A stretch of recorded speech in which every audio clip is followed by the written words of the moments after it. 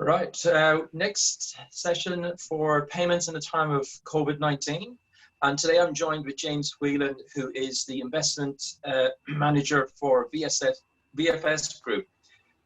They are a leading firm providing independent advice within the wealth space. So really looking at uncensored and the big thematic shifts in the demographics. That's what VFS are all about. So James, welcome. I just want to ask you straight away, I've noticed that you've been looking at the move into the IT sector in terms of your investment strategies. COVID-19, what's actually happening? Could you just give us some details on that? Oh, thanks for having me on today, John. Straight into it. We've always been keen on different areas of the tech space as it being a big thematic approach that we have. That's one of our main niches that we have that our clients love and that brings on new clients to us, is the fact that we can take big thematic views on demographic shifts and move in that way and catch those edges, catch those waves on that. And obviously, you know, the tech space and the tech moves that have been happening for the last 10 or so years have been very interesting to us. Then we get an event like COVID-19, where it being a global situation, but it's interesting that with COVID-19, it's caused a massive correction in the market. Obviously, I know this because I was there, but it's also caused what is now fairly obviously a global recession too, but one that's just sort of been inserted. Here's a recession, go. It means that the market has come off, and we went to cash in late February, which means that we've got a big cash position. So we can then start sitting back and looking at where we're going to allocate now that it seems like we're almost over the crest of the pandemic.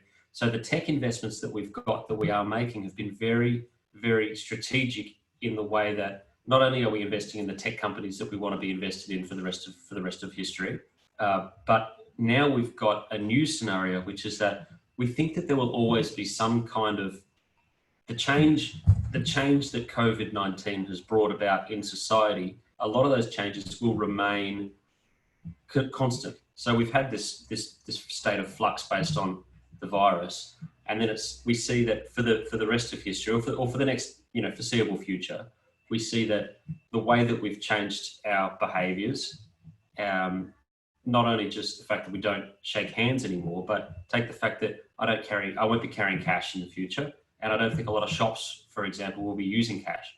So how can we capture the technology around that, and how can we invest in that to be able to make money for our clients? And it's just that sort of, what's the next thing that everyone will just be doing or not doing, and what are the ways to invest in it? And that's where an opportunity and I hate to say it is an opportunity, it's a tragedy, but it is an opportunity. That an opportunity like this comes once, maybe a generation, and we've managed to capture it. And the tech space is obviously, it being our niche in our wheelhouse, specifically in payments now, and that's where we've moved a lot of our book.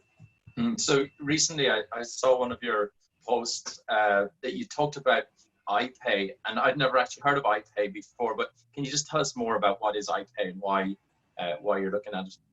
Okay, iPay is specifically, it's an ETF, so an exchange traded fund. So the code, and it's listed over on the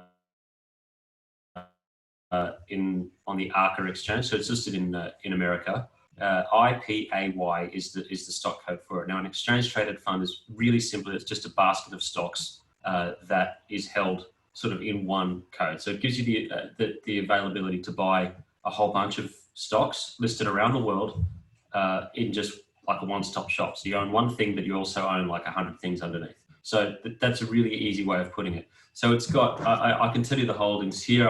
My memory is not as good as it used to be because I've been at home. I just put a shirt on today just to talk to you, John. So it's very, this is the new age of working. I notice you've gone for the green too. Very, very fitting. So if you buy iPay, then effectively iPay is broken up into 7.3% PayPal holdings. It's the biggest holding they've got. Visa is 7%. MasterCard is 7%. We can go down. Amex is 5%. So these are names that are known. Instead of going through and buying those individual names, you just buy this one thing, and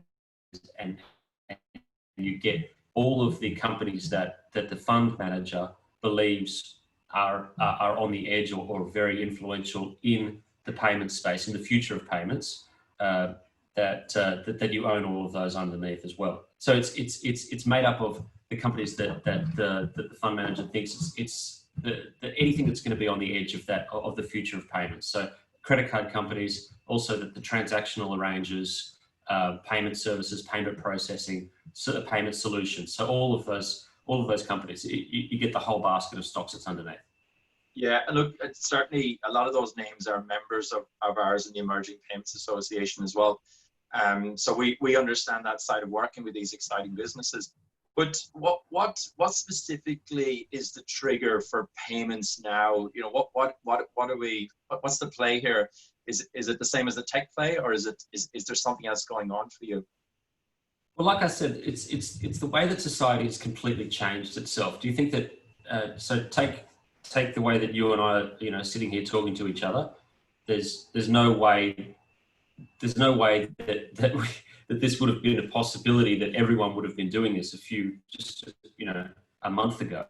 That immediately everyone would have gone, you know, okay, we're all working from home now, and that IT departments around the world would have been okay with that.